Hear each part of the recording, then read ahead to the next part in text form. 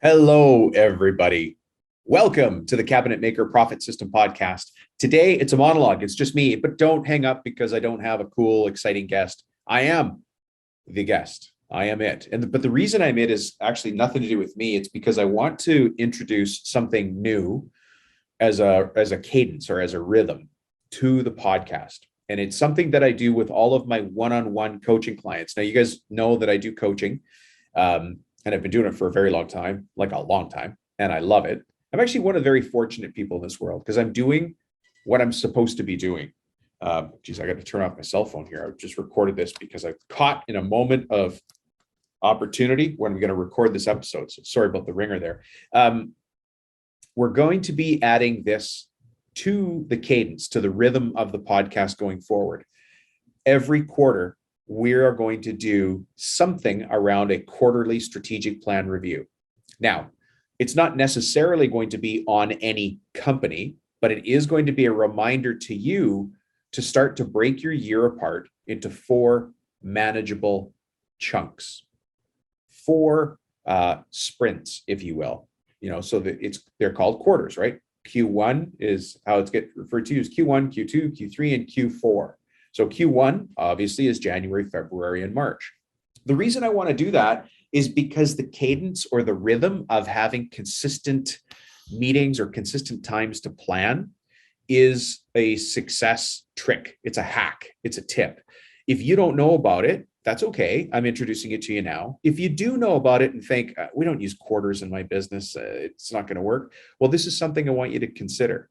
And I'd also like you to consider that all of the successful companies, as measured by where the owner isn't going insane, where there is predictability and clarity in the company, the tool that they use that's in the background that you never hear about, because quite frankly, it's not very sexy, is strategic planning. For those of you who have a military background, and by the way, thank you to those of you who have a military background. We appreciate everything that you've done that allows us to have the freedom to do this today. But for those of you with a military background, you would recognize a battle plan or a situation plan or a re-engagement plan, whatever the plan is. You understand the importance of planning. We have to do a plan. For those of you who don't have a military background, but who really like watching football, you understand that after every play, they come back and do a huddle. And in that huddle, the quarterback talks to the team about the plan that the coach on the sidelines has for how this game's going to go. That's what the strategic plan is. Now, you might think, Dom, we're kind of small. We don't need a strategic plan. You might say, Dom, I didn't finish high school, or I barely finished high school. I don't know how to do a strategic plan. All of those things might be true, but they don't matter at all in this life, as it is for you, as it is for me. It ain't what you got. It is what you do with what you got. Imagine, by the way, if I had molders and shapers and planers and an edge bander in my shop, in my garage, but I never used them.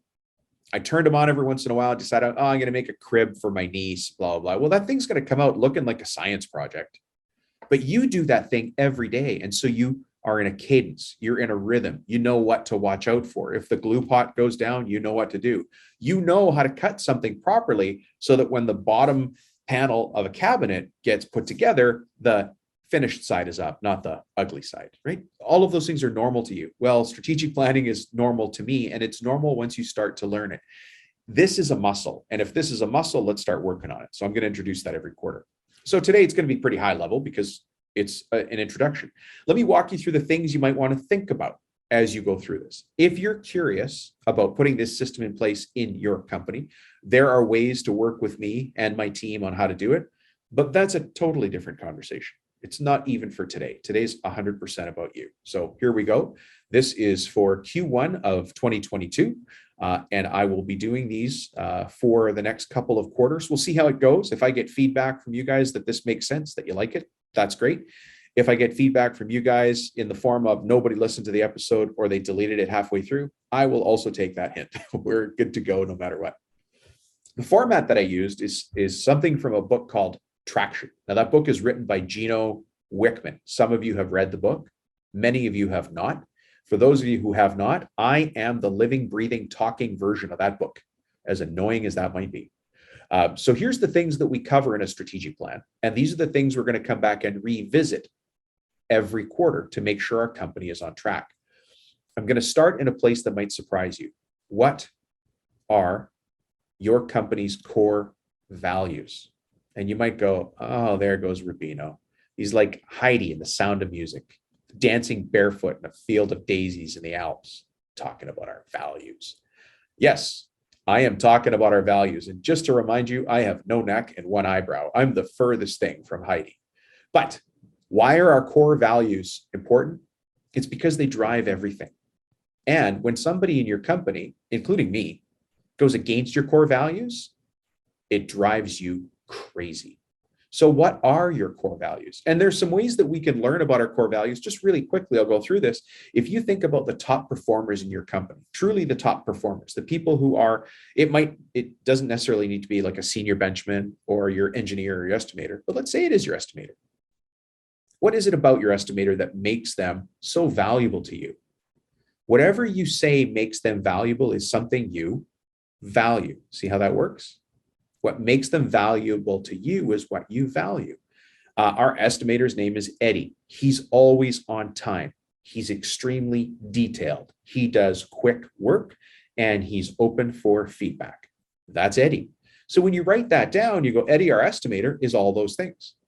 Now I'm going to say, who else is really valuable to you in your organization? And you'll go, you know what? We've got this apprentice kid we just hired. He took woodworking at school. He really liked it in high school. He decided to take a gap year. He came to us to get a job. He's now been with us for 2 years. This kid's fantastic. He cares about his work. He's curious. He asks questions. He understands how to be detailed, but he's also working hard at being quick, and he gets along with everybody. Okay, that's what you recognize in him as a value. So when you have your core values, things become a lot easier, guys. It sounds frou-frou. Honestly, it sounds like jelly beans and, Heidi dancing through a field of daisies in the Alps. It sounds like that, but in actuality, our values is what holds us together. I'm going to make a reference that only some of you will understand. And for those of you that understand it, I think this will put a nice tidy bow on it. Some of you would wear a bracelet that say the initials WWJD. If you know what I mean, you know what I mean. That is a reminder to you as to what your values are. When somebody breaks those values, you can recognize it. And if you've got a company where you're stressed, where you're frustrated, where guys are showing up late, where guys are leaving early, where guys are calling in sick or don't call in late, they just show up when they want. They're scuffing their boots as they walk in. They got a coffee in their hand. They walk over to their station, they get to work, but they're just generally angry. You, my friend, have a problem in your company around values. This company is your company. And if that person doesn't meet your standards for what a company should be, I know you're busy. I know you got projects to do, but that person can no longer work in your company. Let's move off of core values. The next thing we're going to do is our core focus. Now, if you've listened to this podcast for any length of time, I think we're well over 100, maybe 125 episodes now. I should probably count that. I count everything else. But you'll hear me quite often talk about that as who's our ideal customer? Who's our perfect job, our perfect client? Because that does make a difference. Understanding who our perfect customer is the difference between taking a job that's going to keep you on task or taking a job that's going to take you off task. There's a company that I work with and I do one-on-one coaching with this gentleman. He's in the Pacific Northwest. He just turned down what sounded like a perfect kitchen cabinet job for a very high-level executive in a very well-known company. And it was a $200,000 kitchen. And you know why he turned it down? Because he knows, and he knows through the work that we've done, that his sweet spot is a $65,000 custom kitchen. He could turn those out and his team knows how to do it. There's no fuss, there's no muss. They wake up, they come to work, everybody can produce a $65,000 kitchen without anybody doing anything different. Now, a $200,000 kitchen is a different deal. And so he said no to that work, even though it sounds exciting to go get it. So what is your ideal client? And if you don't know that, that's okay, but start to think about that. And that's where, by the way, in other conversations we have on the podcast, look specifically where I talk about the EOJ, which is the end of job report, also known as the leprechaun report or the EOJ summary. That's where you go to look to find out who your ideal client is. Okay, let's move on. Now I want to talk about our 10-year target. Now, this is something we do every quarter with the company. Now, in the beginning, if this was you and I working together, we'd be doing it together. But if you had a key team, like you had yourself as the owner, let's say you've got an estimator / drafts person, you've got somebody in project management, and then you've got a foreman or a supervisor for the floor, and let's say you've got an administrator. Eventually, those people are going to come in this meeting with you, and you're going to remind everybody, hey, our 10-year target is this. This is what we're going to do. Now, it's really hard to put a 10-year target together. I'm not going to dig into it too much today. Maybe I'll do it in future episodes. But as a very simple way of doing things, I'd like you to do this. Can you tell yourself how old you are today? I'm 53, by the way. I know I sound like a solid 54, but I'm 53. In 10 years, I will be 63. My daughter will be 26. Gulp. My son will be 23 years old. My wife will be the same age as me. My truck, I have a Toyota 4Runner 2014. Love the thing. It's going to be gone. Even though I love it and it's a Toyota, in 10 years, that thing's going to be on not its last legs, but it needs to go to somebody else for the next level of love, right? How old are you? How old is your spouse? How old are your kids? This might be painful for some of us to think about, but how old are your parents right now? How old will they be? God bless us if they are here in 10 years. What do you want your life and business to look like in 10 years? For people that don't do strategic planning, that 10 years will come and go, and you may end up a Walmart greeter. For people who do strategic planning quarter by quarter, clawing and fighting and moving ahead inch by inch, their 10-year horizon is going to look very, very different. I do an exercise very similar to that, but obviously much more in depth, but that's how you think about your 10-year plan. Now we got to go and we take that 10-year plan, which is quite honestly quite fuzzy, and we squeeze it. We say, what do we need to do in 3 years? If I know what 10 years kind of needs to look like, maybe I want to retire. Maybe I finally want to buy a cottage home. Maybe my parents are not that old right now, but I want to take care of them in their retirement. In 3 years, I need to have enough money set aside to help them buy a condo or help me buy a condo in North Carolina, South Carolina, Utah, wherever I want to be. What does that look like? 3 years seems far away, but until I am forward facing and I look in that direction, 3 years is coming no matter what, but I can choose to face it and bear down and get there on my rules, or I can just let time tick away. Time will tick away no matter what. I need to have a plan. So in 3 years, what do you want that to look like? What do you want your revenues to be? What do you want your profit to be? How would you measure that? What would be a great shot for you? You might say, we've got a CNC now. We need a new CNC. Okay. We have an edge bander now. I think that one's going to last us. Everything's fine. You might say, you know what? We currently lease our space. I'd really like to own my building. And if we don't own our building, I'd like to own a building somewhere to have some real estate to fall back on. You might say, gee, by that point, I'd really like to have my profit margins figured out. Stay tuned to this podcast because we have some serious profit margin things to talk about. You'll hear them. I've got a couple episodes of the Story Times with Dom that are going to dig into profit margin and how almost 100% of the people that I work with are using the wrong number to multiply and getting the wrong profit number, which means they're not making the profit they thought, which is a constant frustration for all of us. And it was mine for years until I figured out I was just looking in the wrong column of the chart. We'll get to that later.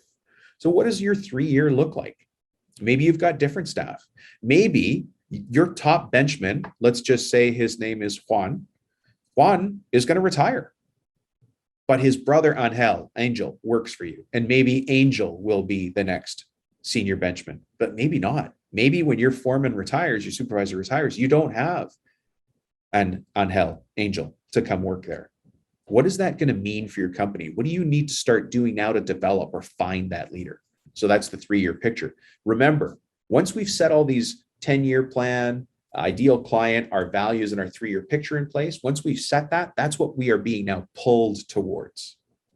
We're being pulled towards that. It becomes so much easier to go to the next part, which is our 1-year plan. So in our 1-year plan, I'm going to ask that same question. I'm going to challenge you for that same question. Where are you today? let's just, for the sake of it, let's just say you're currently running a $1 million cabinet or woodworking shop. Doesn't matter if you're doing cabinetry, architectural millwork, specialty woodwork, furniture, etc. You're running a manufacturing shop and you currently do $1 million in revenue, but your profits aren't where they want it to be. Set yourself a profit target and set it with cojones. If you pulled out your wage of $60,000 and the accountant said you made $20,000, you got $80,000 out of a $1 million business.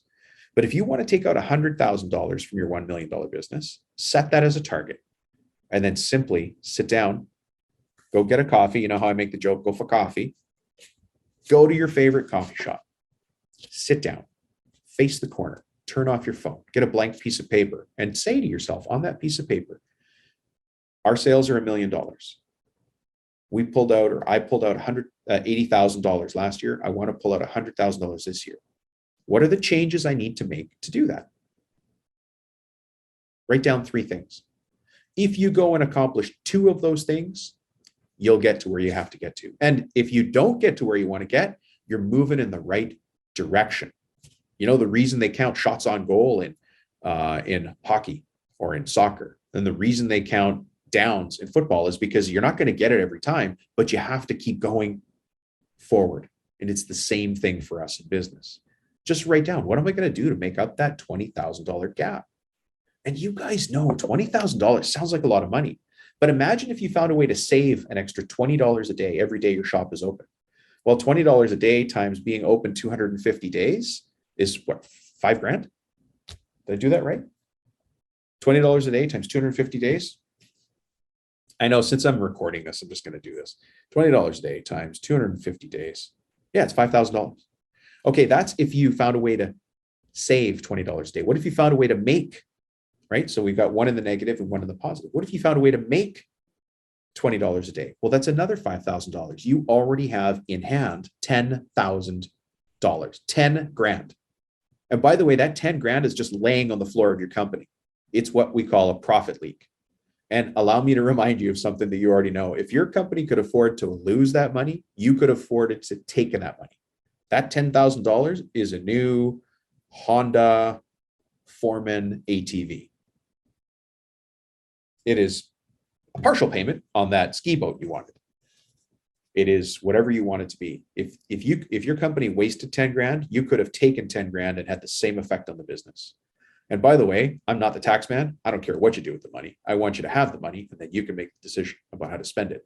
But when we talk about a $20,000 gap, I just found you $10,000 right there in 2 challenging questions.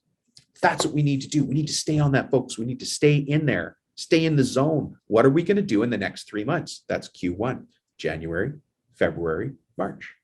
What am I going to do in the next 3 months to find $10,000 in the business? And then you write that down. I've only asked you to print off a piece of paper and buy yourself a cup of coffee. So far, the investment on your side, because the podcast is free, is a piece of paper from the printer. I'm not even going to do the math on that, and a $3 cup of coffee, unless you got a frappuccino or something like that. So let's call it $6. Not bad. Not bad because you're a forward-facing business person. Because at some point you were overtaken with the curiosity to go listen to some crazy podcast about some guy who's got something to say for cabinet makers and profits. But now it's up to you to take action. What are you going to do? How are you going to get there? So we've actually just covered off the 1-year plan and the quarterly action plan. When your company is running on a cadence, on a rhythm of doing an annual strategic plan and then breaking it down into quarters and then holding yourself accountable to those quarters, you're not changing the business. We're beyond changing the business, my friend. You've changed the legacy of your last name. When your kid comes to work for you, when your niece or nephew comes to work for you, they're going to say, Uncle John or Dad, look at what he's done. Look at what she's done. If you're a woman whose name is John, we have some other conversations to have. But you know what I mean? You've changed the legacy of your last name.